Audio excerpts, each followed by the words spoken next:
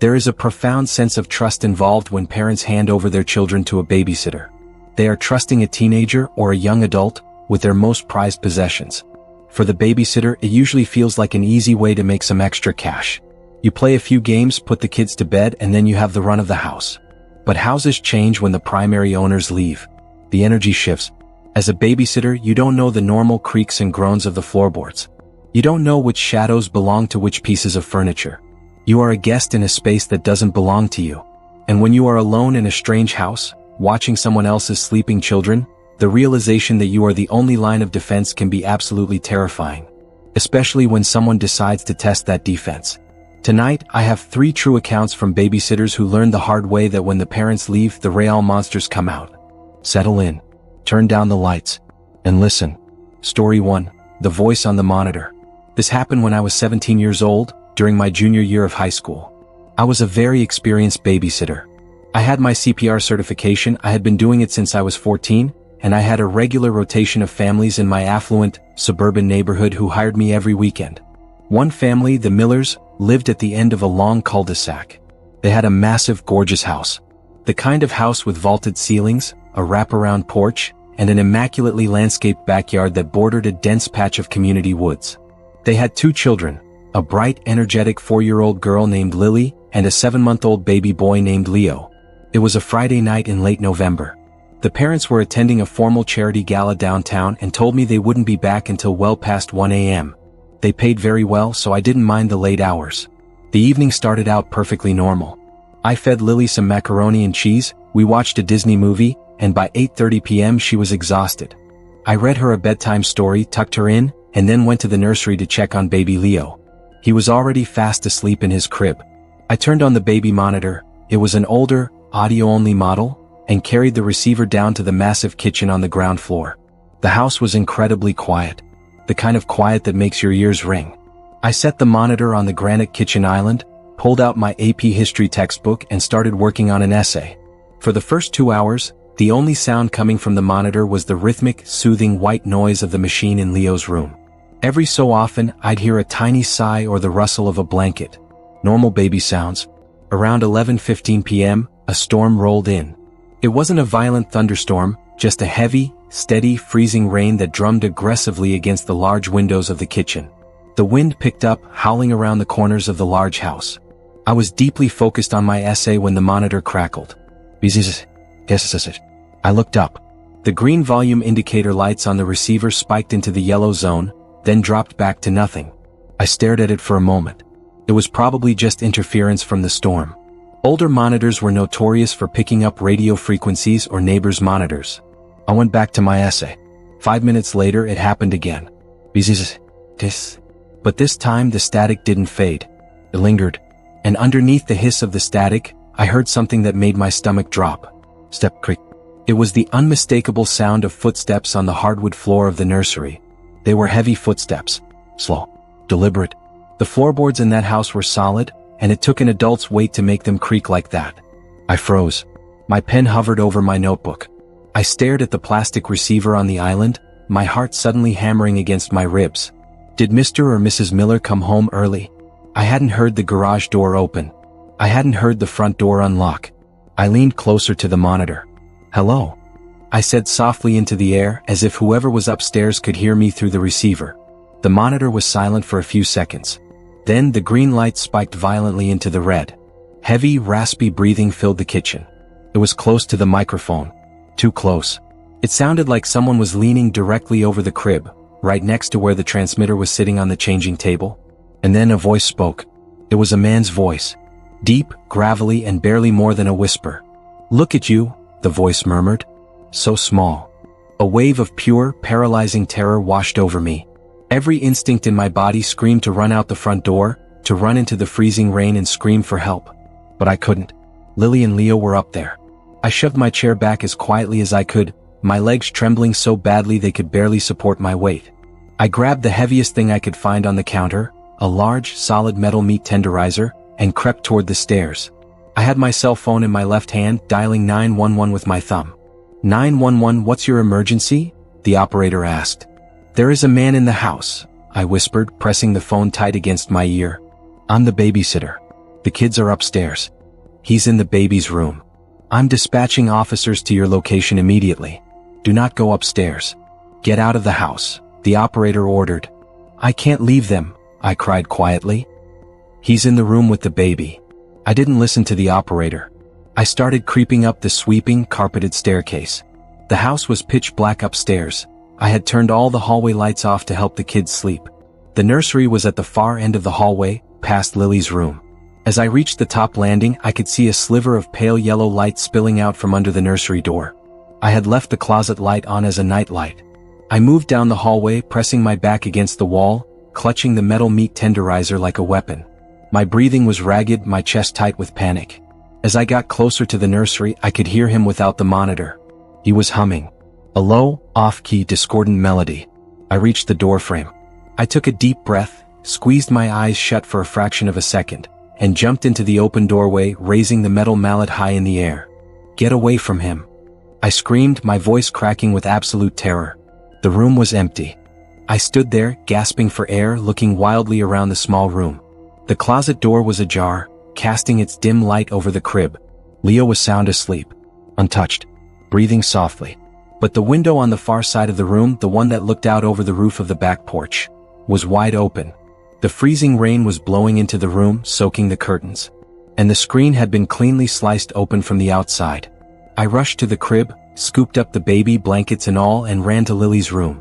I woke her up, dragged her out of bed despite her crying, and locked us all in the master bedroom at the other end of the hall. I pushed a heavy dresser against the door and huddled in the closet with both crying children until the police arrived. The police searched the house and the surrounding property. They found deep, muddy boot prints on the roof of the porch, leading right up to the nursery window. But that wasn't the most horrifying part. When they inspected the baby monitor transmitter sitting on the changing table, they found that it had been unplugged from the wall. The man hadn't just spoken into the monitor. He had spoken into it, deliberately unplugged it to cut the feed, and then left through the window. He wanted me to hear him. He wanted me to know he was there. He had been watching the house. He knew the parents were gone. He had climbed onto the roof in the freezing rain, cut the screen, and stood over a sleeping baby, just to terrorize a 17-year-old girl. They never caught him. The Millers moved out of that house 6 months later. And I never babysat for anyone, ever again. Story 2, Hide and Seek. When I was 19, I took a summer job as a full-time nanny for a family that lived in a very secluded rural area in the Pacific Northwest. The nearest town was a 30-minute drive, and their house sat on 10 acres of densely wooded land.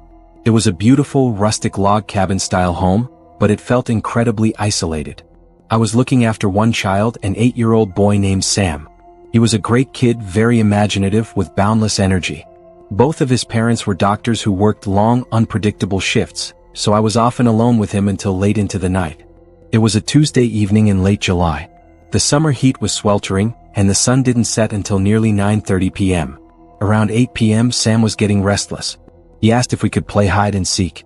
It was his favorite game, and the massive house had an endless supply of hiding spots. Okay, I agreed, setting my book down. But we are staying inside. It's getting dark out and the mosquitoes are terrible. Deal? Sam yelled, already running toward the staircase. I stood in the living room, faced the stone fireplace, covered my eyes, and began counting loudly to 50. I could hear Sam's rapid footsteps thundering up the wooden stairs, running down the hallway, and then silence. 49, 50. Ready or not, here I come. I called out. I started on the ground floor. I checked the pantry, under the dining room table, and behind the heavy curtains in the den. Nothing. He was good at this. I made my way upstairs. The second floor had 3 bedrooms, a large bathroom, and a massive storage closet at the end of the hall. I'm getting closer, Sammy, I said in a sing-song voice, trying to make it spooky and fun. I checked the master bedroom. I looked under the bed in the walk-in closet. Empty. I moved to Sam's room. I checked inside his toy chest, behind his door, and under his bunk bed. Still nothing. The house was incredibly quiet. The only sound was the low hum of the central air conditioning. The sun was beginning to dip below the tree line outside, casting long, eerie shadows through the hallway windows. There was only one place left on the second floor. The storage closet at the end of the hall. It was a deep walk-in closet filled with winter coats, old luggage, and cardboard boxes. It didn't have a light bulb inside, making it a dark, uninviting space. Sam usually hated going in there. I walked slowly down the hall, my footsteps muffled by the thick carpet. The door to the storage closet was cracked open about an inch. I smiled. Gotcha. I crept up to the door, grabbed the brass handle and threw it open dramatically. Found you, I yelled. I stared into the dark closet. It was empty. Just coats and suitcases. I frowned, confused. Where on earth could he be? As I turned to walk away from the closet, I heard a sound that made the hair on the back of my neck stand up. It was a giggle. A low, muffled, stifled giggle. But it didn't come from the closet. It came from directly behind me. From the hallway I had just walked down. I spun around. The hallway was completely empty. Sam? I said, my voice suddenly losing its playful tone. Game's over. Come out. Silence. Seriously, Sam, it's not funny. Come out now. Then I heard it again. A distinct, shuffling sound, coming from the master bedroom at the other end of the hall. The room I had just thoroughly checked. My heart began to beat a little faster. How had he slipped past me? I walked back down the hallway, my steps slower this time, more cautious. I reached the open door of the master bedroom and peered inside. The room was bathed in the dim, purple twilight from the windows. The large king-sized bed sat in the center of the room. As I watched, the heavy fabric of the bed skirt, which hung all the way to the floor, slowly lifted. Something was moving under the bed.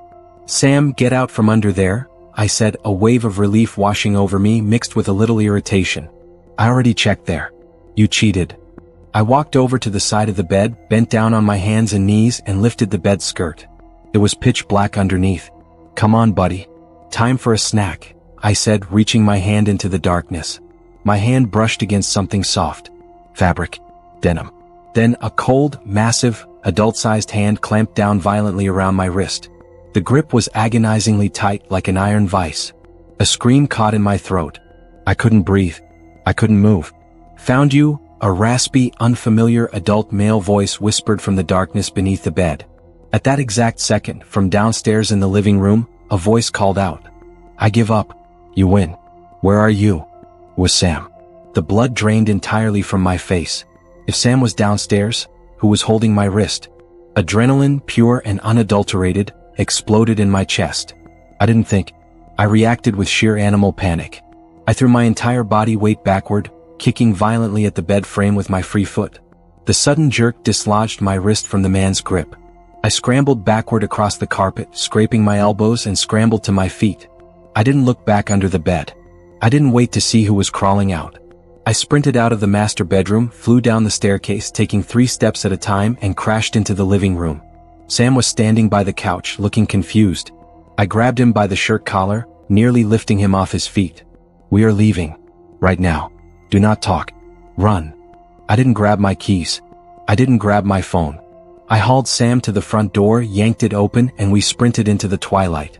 We ran down the long gravel driveway, my bare feet bleeding on the stones, not stopping until we reached the main road. We hid in a deep drainage ditch obscured by tall grass, trembling uncontrollably, until a passing car saw me frantically waving my arms and stopped. The driver called the police.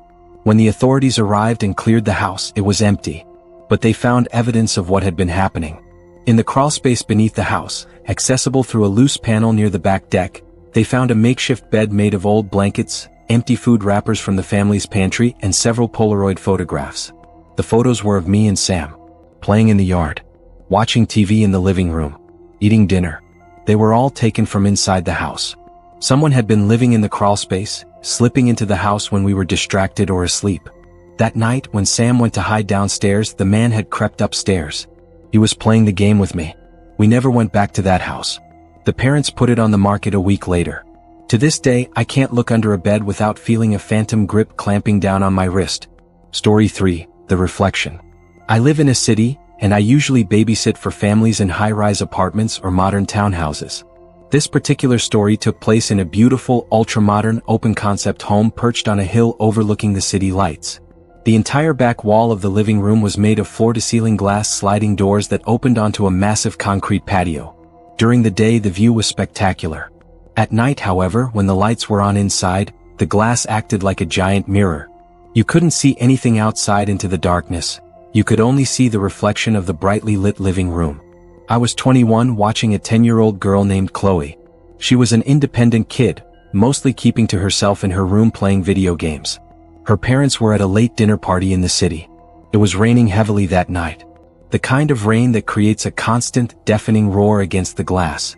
Around 10 p.m., Chloe went to bed. I stayed in the living room. The layout is important here. The couch was positioned in the middle of the room, facing a massive flat-screen TV mounted on the wall. Behind the couch was about 10 feet of open space, and then the wall of glass sliding doors. I turned off the main overhead lights, leaving only a small floor lamp on next to the couch. I turned on the TV, found a movie, and stretched out on the cushions, wrapping myself in a blanket. Because the room was relatively dim, the reflection on the glass doors behind me wasn't as sharp, but the TV screen itself was bright. When a dark scene played on the TV, the screen acted like a black mirror. I could clearly see the reflection of the couch I was sitting on, and the glass doors directly behind it. I had been watching the movie for about 45 minutes. My eyelids were getting heavy. The scene on the TV cut to a night shot. The screen went dark, plunging the room into shadow for a few seconds. In that brief moment of darkness, I looked at the reflection in the TV screen. I saw myself on the couch. And standing directly behind the couch, perfectly still, was the silhouette of a person. My breath caught in my throat. I completely froze. The person wasn't moving. They were just standing there, looming over the back of the couch, staring down at the back of my head. Before my brain could process what I was seeing, the movie cut to a bright daytime explosion. The room lit up, and the reflection on the TV screen vanished. I sat there, paralyzed, my heart hammering a frantic rhythm against my ribs. My mind raced, trying to rationalize it. Was it a trick of the light? A weird shadow cast by the floor lamp and a piece of furniture? Was it a coat rack I had forgotten about? I squeezed my eyes shut, took a deep, shaky breath, and slowly, agonizingly, turned my head to look behind me. I looked over the back of the couch. The space between the couch and the glass doors was completely empty. There was no coat rack. There was no shadow. There was nobody there. I let out a long, shaky exhale, resting my forehead against my knees. I felt ridiculous. I was letting the spooky house and the storm get to my head. My imagination was running wild. I turned back to the TV, pulling the blanket up to my chin, trying to focus on the movie and ignore the lingering dread in my stomach. 10 minutes passed. I was finally starting to calm down. Then, the movie scene shifted again, fading to black for a dramatic pause. The room went dark. The TV screen became a mirror once more. I didn't want to look. I actively tried to look away. But human nature is a terrible thing, and my eyes darted to the dark reflection. The silhouette was back. But this time it wasn't standing perfectly still. In the reflection of the dark TV screen, I watched as the figure slowly, silently raised a hand, pointing a long, pale finger directly at the back of my head. Panic, cold and sharp, flooded my veins. I didn't turn around this time. I knew what I had seen. I kept my eyes locked on the TV screen. The bright scene flashed back on, erasing the reflection. I had to get out of the room. I had to get Chloe. I slowly stood up from the couch, making sure my movements were casual, like I was just going to the kitchen for a glass of water. I forced myself not to run. I forced myself not to look over my shoulder. I walked out of the living room and into the hallway that led to Chloe's bedroom. Once I was out of sight from the living room, I pulled my phone from my pocket and dialed 911. "Police, emergency," the dispatcher answered. "Someone is inside the house," I whispered frantically. "I'm the babysitter. I saw them in the reflection of the TV. They're in the living room. I'm sending units immediately. Stay on the line. Are you in a safe room?" "I'm getting the kid," I breathed. I crept down the hall, opened Chloe's door and rushed inside. She was asleep. I shook her shoulder gently. "Chloe, wake up," I whispered urgently. "We have to go in the bathroom and lock the door." She groaned, rubbing her eyes. What's wrong?" "Just come with me, please."